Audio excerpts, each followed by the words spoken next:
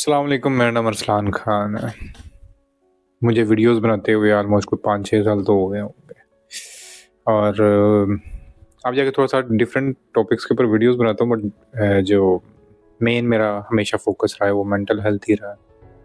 और जो लोग मुझे जानते हैं, दे नो क्या कहते हैं, और उसकी रीज़न यही थी कि मैं खुद इतनी ज़िंदगी का एक बहुत बड़ा हिस्सा जो एंग्ज़ायटी डिसऑर्डर में गुज़ारा है। और सिर्फ़ अपनी तरफ से जो चीज़ें मुझे लगती हैं कि हेल्पफुल हैं, वो यहाँ पे बैठ के शेयर करता हूँ। और इस सारे अरसे के अंदर जो है ना, आल्दो मेरी सारी वीडियोज़ का एक ही फ़ोकस होता है कि आप अपने ताईं किस तरह अपनी मेंटल हेल्थ ठीक कर सकते हैं, ठीक रख सकते हैं, या आप अपना जो है एंग्ज़ायटी के अंदर स्पेशली हैं, तो किस तरह उस चीज़ों से निकल सकते हैं।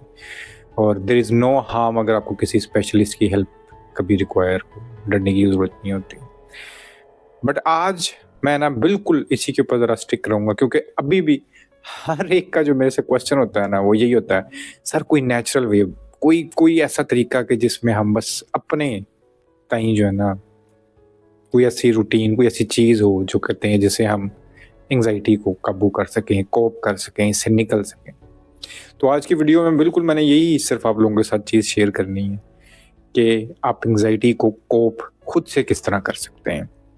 अगेन आपको लगे कि फिर भी चीज़ें आउट ऑफ कंट्रोल हैं, लाज़मी आपको एक प्रोफ़ेशनल हेल्प रिक्वायर्ड होगी।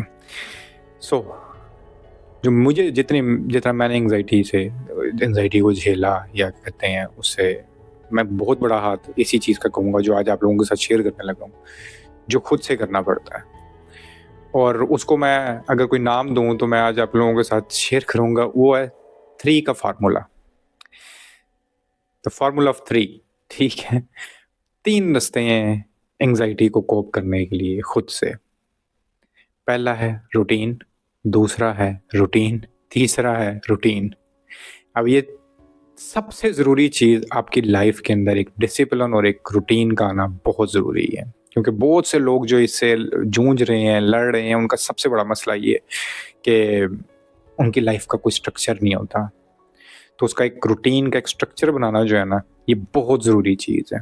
अब इसके अंदर मैं आपको फर्दर डिटेल बताने लगा हूँ, कहते हैं ये 3 सिर्फ़ यहाँ पर नहीं, ये 3 आगे भी चलता है। अब रूटीन के अंदर भी 3 चीज़ें हैं, जिनके ऊपर आपने काम करना है, ठीक है?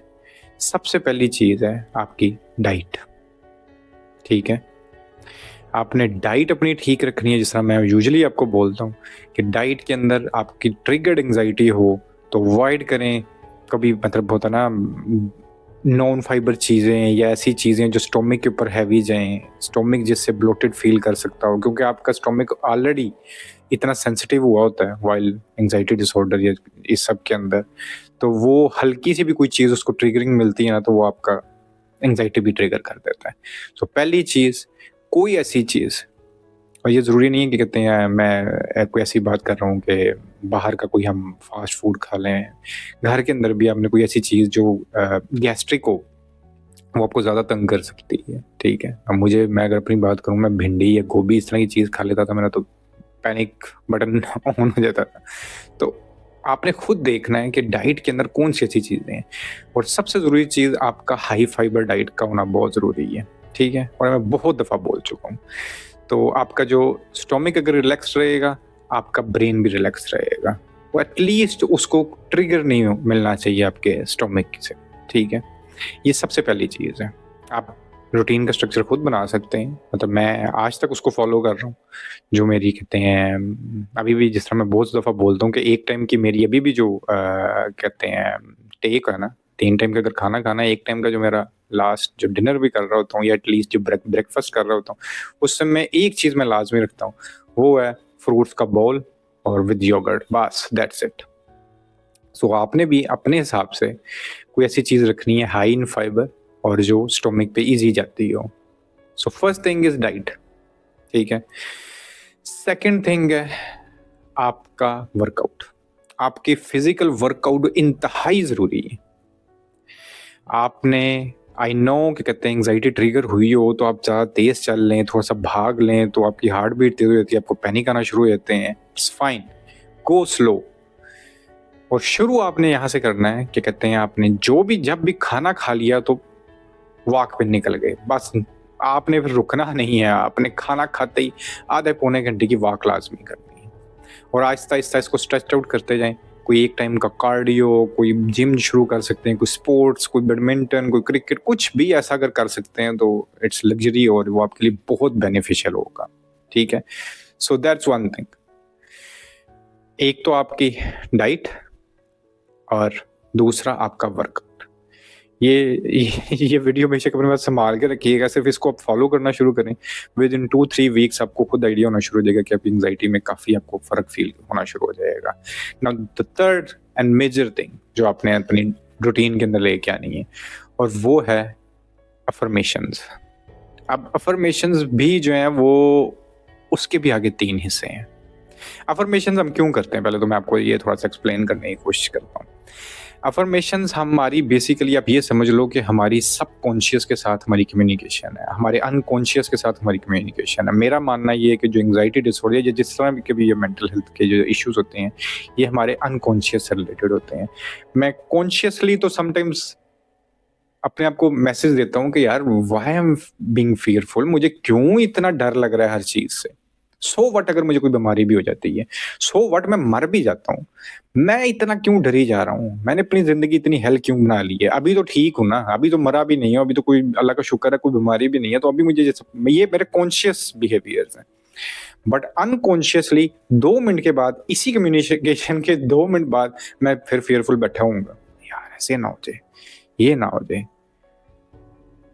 तो इसका मतलब है कि ये मेरे अनकॉन्शियस में कहीं गड़बड़ हो रही है और अब मेरी उससे किस तरह कम्युनिकेशन हो सकती है कि उधर मैं ये मैसेज पहुंचा सकूं, उसको ट्रेन कर सकूं कि भाई डरना नहीं है। क्योंकि एंजाइटी इज फियरफुलनेस, उसको आसान लफ्जों में अगर हम बोल रहे हैं तो ठीक है। तो किस तरह मैं अपने सबकॉन्शियस या अनकॉन्शियस के साथ ये कम्युनिकेशन शुरू कर सकता हूँ कि वो काम रहे, वो डरे ना बिला वजह, एक बैलेंस लेके आ जाए। सो उसके भी अगेन 3 तरीके हैं। सो इसका ये 3 का फॉर्मूला मैं इसलिए बोल रहा हूँ। सबसे पहला तरीका, अपनी सराउंडिंग्स। आपने अपनी सराउंडिंग्स पहले देखनी है कि मेरे इर्द गिर्द जो लोग हैं वो क्या जरूरत से ज्यादा नेगेटिव तो नहीं है। अगर नेगेटिव है, चेंज योर कंपनी। क्योंकि मैं बहुत से लोगों को जानता हूँ जो कि क्या कहते हैं, उनका एंग्जाइटी ठीक नहीं हो रहा होता और उसकी मेन रीज़न ये होती है उनके घर के अंदर कहीं ना कहीं इर्द गिर्द कोई ऐसी उनकी कंपनी होती है या उनका इंटरेक्शन होता है ऐसे लोगों के साथ जो इंतहाई नेगेटिव, कुछ नार्सिस्ट होंगे, कुछ व्हाटएवर। और हम इस सोसाइटी में रहते हैं इसी तरह ही है। बट जिस टाइम चीज़ ट्रिगर्ड है ना, उस टाइम आपने इन लोगों को अवॉइड करना है जिस हद तक भी आप कर सकते हैं। क्योंकि ये कंपनी जो है ना, ये बेसिकली आपकी कम्युनिकेशन हो रही होती है आपके सबकॉन्शियस के साथ, उनके बिहेवियर्स, उनके वर्ड्स, वो पीछे जो है ना वो मैसेज पहुंचा रहे होते हैं। सो आपने पहली चीज़ तो ये कि कोई दोस्त, कोई फैमिली मेम्बर, कोई भी ऐसे लोग जो आपकी फैमिली के अंदर जो आपको लगता है कि नेगेटिव हैं, डार्क हैं, ठीक है, और उनका कोई पॉजिटिव असर नहीं है, तो उनको साइड पे करना है और कुछ ऐसे लोग ऐड करें अपनी रूटीन के अंदर, अपनी लाइफ के अंदर जो पॉजिटिव हों, आपके साथ इजी टू गो हों, आपको मोटिवेट कर सकें। ठीक है, तो आप देखेंगे आपकी लाइफ के अंदर कितना फर्क आना शुरू होता है। समटाइम्स सिर्फ एक इंसान पॉजिटिव आपकी लाइफ में आ जाए तो उसका आपकी जिंदगी पे बहुत बड़ा असर हो जाता है। ठीक है, सो फर्स्ट आपके जो फॉर्मेशन की कम्युनिकेशन जो आपको अनकॉन्शियस के साथ है ना, उसके लिए आपके लिए ज़रूरी है एक गुड कंपनी, और जो बैड कंपनीज हैं उनको साइड पे करना। नाउ द सेकंड वन, दूसरा कौन सा ऐसा तरीका है कि हम अपने लिए ये अफर्मेशन जिनको मैं बोल रहा हूँ या हम अपने अनकॉन्शियस को कम्युनिकेट कर सकते हैं, वो है कंटेंट। हम आज की दुनिया के अंदर हमारा इतना वक्त लोगों के साथ नहीं गुजरा होता जितना हम अपना मोबाइल, अपना टीवी और ये स्क्रीन के साथ गुजारते हैं।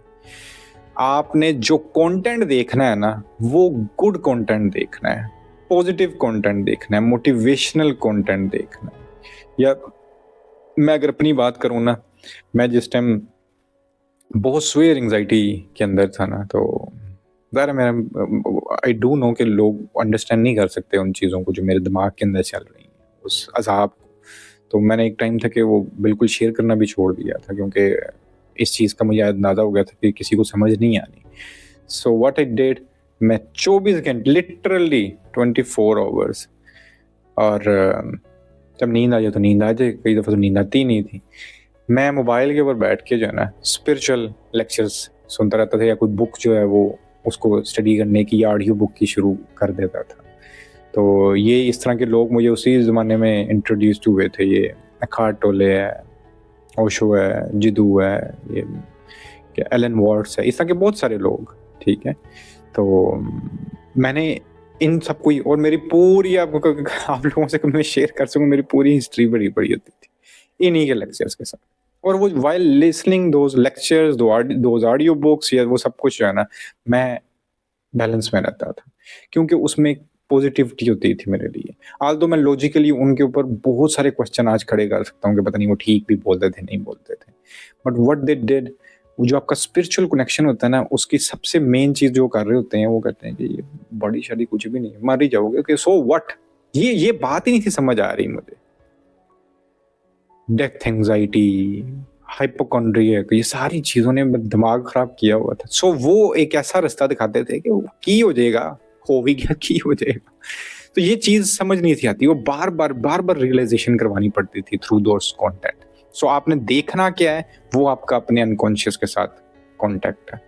आपने बात किस किस लोगों से करें, वो आपका अपने सबकॉन्शियस अनकॉन्शियस के साथ कांटेक्ट है, ठीक है। तो इस तरह आप उसको हील अप करते हो, इस तरह आप उसको ट्रेन करते हो, या उसको ठीक करना शुरू करते हो। नाउ द थर्ड वन, वो है मेडिटेशन। अब छोटी सी एग्जांपल देता हूं, कुछ लोगों को अगर ना समझ आए। आप बैठ जाओ रिलैक्स हो या लेट जाओ, और इतने रिलैक्स हो जाओ कि आपको, आपकी बॉडी जो है ना, आप लिटरली कॉन्शियसली सिर्फ देखना शुरू कर दो कि इस हड्डी मांस के अंदर अब हो क्या रहा है। आपको क्या सुनाई देगा, एक ये सांस, ये आपके फेफड़ों के अंदर आवाज आ रही है और निकल रही है, और अब कुछ नहीं हो रहा। आप सिर्फ कॉन्शियसली ये देख रहे हो कि ये एक बॉडी पड़ी है और इसके अंदर ये एक प्रोसेस चल रहा है। सेकंड प्रोसेस क्या चल रहा है, इसका दिल धड़क रहा है, इसके अंदर और पता नहीं क्या कुछ होता जा रहा है, ब्लड फ्लो चल रहे हैं, सांस आ रही है, अपना अपना काम करने लगा हो।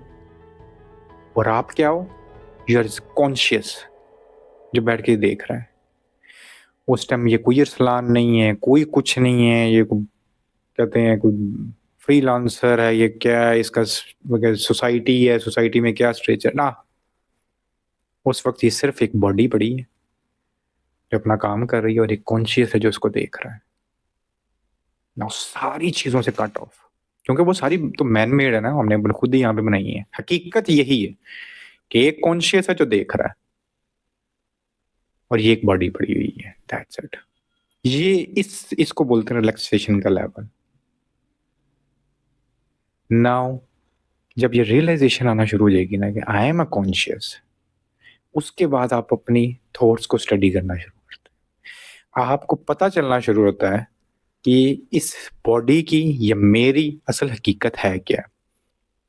ये बाकी सब चीजें जो हैं ये तो मैंने खुद ही बना ली अपने साथ। हम डर किस चीज से रहे होते हैं, ओ यार मेरे पैसे ना कहीं हो जाए, ओ यार इस बॉडी को कुछ ना हो जाए। ये सब कुछ तो आपका है ही नहीं है, तो फिर रोना किस चीज का है। जो गाड़ी बंगला आप आज लेके बैठे हो, कल किसी और के पास होगा। जितनी मर्जी देर तक ट्राई कर लो चिमड़ने की उसको, 100 नहीं तो 150 साल बाद वो किसी के उनके पास चला जाएगा। सो इसका क्यों इतना सर पे सवार करना इन चीजों को। और ये रियलाइजेशन आती है आपको आहिस्ता आहिस्ता थ्रू मेडिटेशन, जब आप रियलाइज करना शुरू करते हो अपने आप को, अपनी बॉडी को, अपनी थॉट्स को। सो ये थर्ड और मेजर पार्ट था कि आपने मेडिटेट करना है, और उसका गोल भी सिर्फ आपको मैंने आज थोड़ा सा समझाने की कोशिश की है। सो यही रास्ते हैं, यही 3 जो मैंने आपको बोले, 3 का फॉर्मूला सारी जगह पे 3-3-3, रूटीन, डाइट, अफर्मेशंस, वर्कआउट। और डाइट के अंदर आपने क्या करना है, वर्कआउट किस तरह इस तरह से शुरू करना है, and then meditate and affirmations. ये करना शुरू करें, और यही नेचुरल वेज है। और हाँ, अगर किसी को कहते हैं ये लग्ज़री मिलती है, वो सीबीडी वगैरह करवा सकता है, तो इट्स वेरी गुड। जर्नलिंग करें, वो सब व्हाटएवर, वो जो जो भी आप कहें। अनफॉर्चुनेटली हम जिस मुल्क में रहते हैं, यहाँ पे इतनी लग्ज़रीज़ होती नहीं है। अगर हो भी तो कहते हैं दैट्स वेरी एक्सपेंसिव। तो जो लोग खुद से ये सब चीज़ें जो मैं बोल रहा हूँ, वो कर सकते हैं, इसको लाज़मी ट्राई करिएगा। वेदर आप किसी कहते हैं साइकियाट्रिस्ट की हेल्प ले रहे हैं या नहीं भी ले रहे, दोनों केसेस में आपने अपनी रूटीन के ऊपर काम लाज़मी करना है, और यही इंशाल्लाह आपका जो है ना वो सेवियर भी होगा इससे कोप करने में। आज के लिए इतना ही, इंशाल्लाह फिर बात होती है। अल्लाह हाफ़िज़।